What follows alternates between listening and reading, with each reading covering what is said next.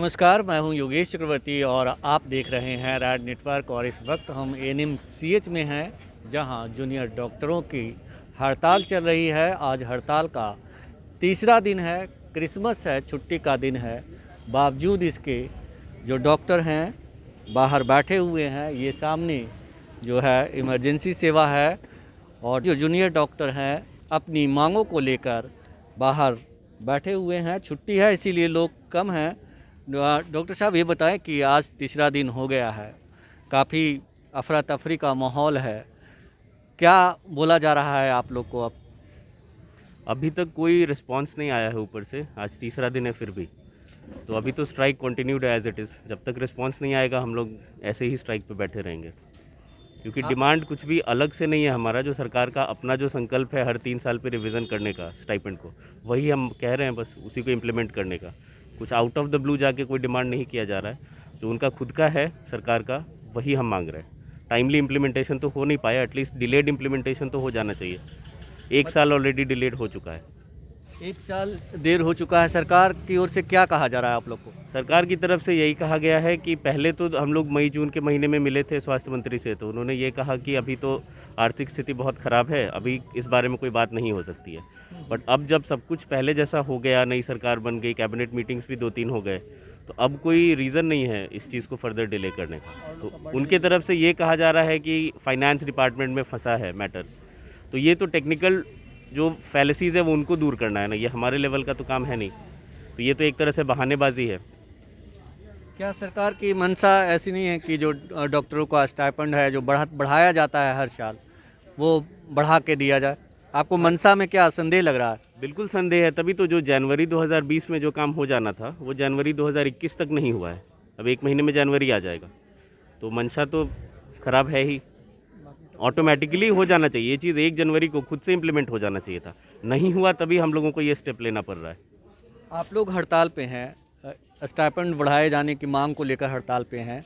आप लोग पे इसका क्या असर होता है? हम लोगों पे निगेटिव असर ही पड़ता है। हमारी ट्रेनिंग हैम्पर होती है। हम लोग 3 साल के लिमिटेड पीरियड के लिए यहाँ पर आते हैं सीखने के लिए, और अगर हम यहाँ बैठे हैं, अगर अभी हॉस्पिटल स्टार्ट रहता तो कुछ मेरे कलीग्स ओपीडी में पेशेंट देख रहे होते हैं, शायद हम बैठकर ऑपरेशन कर रहे होते ओटी में। तो सफ़र तो हम लोग भी कर ही रहे हैं, हमारा एकेडमिक सफ़र कर रहा है डेफिनेटली, लेकिन दूसरा कोई रास्ता नहीं है। अब सरकार सुनती नहीं है। 3 साल का हमारा ड्यूरेशन है, 1 साल डिले हो चुका है। पता चला 2 साल में हम लोग निकल जाएंगे 1.5 साल के बाद। तो जो चीज़ होनी चाहिए ऑलरेडी जो उनके शपथ में है वही हम लोग कह रहे हैं, एक्स्ट्रा कुछ नहीं मांग रहे। इमेज भी हमारी ख़राब होती है, लोगों के नज़र में एक नेगेटिव इम्पैक्ट बनता है कि ये लोग तो हमेशा स्ट्राइक पे बैठ जाते हैं, काम नहीं करना चाहते हैं, जबकि ऐसा है नहीं। हम जितना काम करेंगे उतना सीखेंगे, वो हमारे लिए बेहतर होगा। लेकिन दूसरा कोई रास्ता सरकार छोड़ती नहीं है, तभी हमें ये स्टेप उठाना पड़ता है। अभी भी आप देख लीजिए कि 3 दिन हो गया, कोई रिस्पॉन्स नहीं आया अभी तक। कल प्रधान सचिव 2.5 घंटे पीएमसीएच में रहे, उन्होंने कोई बात नहीं की डॉक्टर्स, जूनियर डॉक्टर्स से। तो ये तो उदासीन रवैया साफ पता चल ही रहा है। आप लोग जब हड़ताल पे होते हैं, पूरा जो सिस्टम है पैरालाइज्ड हो जाता है, काम नहीं हो पाता, बहुत सारे कैजुअलिटी हो जाती है, कई लोग डेथ कर जाते हैं। कहीं ना कहीं आप लोग के पे बहुत ज़्यादा इसका दबाव रहता होगा कि हमारे पास कोई चारा नहीं है, तभी आप लोग जाते होंगे हड़ताल पे। एग्जैक्टली, ये तो है ही। मानवता के नाते देखा जाए तो ये स्टेप उतना उचित नहीं है, लेकिन जब सरकार कोई रास्ता नहीं छोड़ती है तभी हमें ये स्टेप उठाना पड़ता है। और जिम्मेवारी सरकार की है। सरकारी एक ही मुद्दे के लिए आज तीसरी चौथी बार हम लोगों ने ये किया है। सरकार की विफलता है ना, हमारी तो नहीं।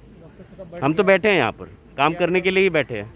और एक बेसिक सा मतलब लॉजिक है, सुप्रीम कोर्ट का भी ऑर्डर है कि जो समान काम के लिए समान वेतन होना चाहिए। तो जो जूनियर रेसिडेंट डॉक्टर्स हैं बिहार सरकार के, उनकी 65,000 पेमेंट है। उनकी क्वालिफिकेशन और हमारी क्वालिफिकेशन सेम है, हमारा वर्क ड्यूरेशन सेम है, नेचर ऑफ जॉब सेम है। फिर हमें क्यों 50 मिलता है और उन्हें 65 मिलता है? ये 15,000 का डिफरेंस एक मिडिल क्लास फैमिली के लिए बहुत होता है हर महीने। तो कोई औचित्य नहीं है इस चीज़ का कि आप सेम ड्यूरेशन ऑफ जॉब के लिए एक को 50 दे रहे हैं, एक को 65 दे रहे हैं। आपकी बार बार की मांग के बाद सरकार जो है नहीं मानती है, आप लोग को हड़ताल पे जाना पड़ता है। ये बताइए, जो सरकार कहती है कि हम बिहार के जो चिकित्सा सेवा है उसको आधुनिक बनाएंगे, कई सारे अभी सरकार बनने के बाद सरकार ने घोषणाएं की है, अस्पताल को जो है लैस किया जाएगा तमाम आधुनिक सुविधाओं से। ऐसी सुविधा और कहीं नहीं मिलेगी जितनी, मतलब संभवतः 21 अस्पतालों के बारे में बोला गया है। तो क्या ये सब सरकार सिर्फ मतलब ढकोसला, मतलब वादे करती है या दिखावा करती है? देखिए ये तो सरकारी एडमिनिस्ट्रेटिव लेवल का चीज़ है, हम लोग स्टूडेंट हैं तो बहुत ज़्यादा हम लोग इस पे कमेंट नहीं करेंगे। हमारा यहाँ पर ट्रेनिंग के लिए हम आए हैं और ट्रेनिंग के बदले में जो स्टाइपेंड मिलता है वो एक जेन्युइन अमाउंट जो हमारे क्वालिफिकेशन के हिसाब से मिलना चाहिए और जो ऑलरेडी बिहार सरकार दे रही है वही हमारी डिमांड है। बाकी क्या होगा, कितनी आधुनिकता आएगी, ये तो समय की बात है। नहीं, मेरा कहने का मतलब आप डॉक्टर हैं तो इस चीज़ को अच्छी तरह समझते होंगे एज ए नागरिक सिटीजन। जितनी आसानी से ये लोग बोल देते हैं उतना आसान है नहीं आधुनिकता, क्योंकि हम 2011 में एडमिशन लिए थे पीएमसीएच में, 2011 से 2020 आ गया, 9 साल एक लंबा समय है, कोई खास डिफरेंस तो आया नहीं। आप बताइए कि आप कह रहे थे कि मतलब कई बार हड़ताल के बावजूद सरकार नहीं मानी, तो नीतीश जी सुशासन के लिए जाने जाते हैं, कहीं ना कहीं सुशासन इससे प्रभावित होता है। जी हाँ, सुशासन काफ़ी प्रभावित होता है, क्योंकि अगर मान लीजिए कोई अभी पेशेंट है काफ़ी सीरियस है और जूनियर डॉक्टर की अनुपस्थिति में काफ़ी गंभीर स्थिति बन जाती है, तो हो सकता है कि कोई उपद्रव मच जाए या कुछ भी हो जाए, तो इससे सुशासन पे काफ़ी असर पड़ेगा। तो सुना है आपने, डॉक्टरों का कहना है कि हमारी जो मांग है वो जायज़ है, हम हड़ताल पे बैठे हैं वो मानवता के खिलाफ है, लेकिन हम मजबूर हैं क्योंकि सरकार को बार बार बताने के बावजूद, आग्रह करने के बावजूद सरकार जो है इनका वाजिब हक नहीं दे रही और इन्हें जो गैप बताया कि 15,000 का गैप है उसको फुलफ़िल नहीं कर रही। आखिर हम करें तो करें क्या? अगर हम मानवता को देखें तो हमारी जो अपनी पेट की बात है वो अधूरी रह जाती है। कहीं ना कहीं हम प्रभावित होते हैं, आर्थिक तौर पे प्रभावित होते हैं और इनका ये भी कहना है कि हमारी पढ़ाई भी जो है इससे प्रभावित होती है। हम कतई ऐसा नहीं करना चाहते, लेकिन हम मजबूर हो जाते हैं, इसीलिए काम छोड़ करके हमें बैठना पड़ता है।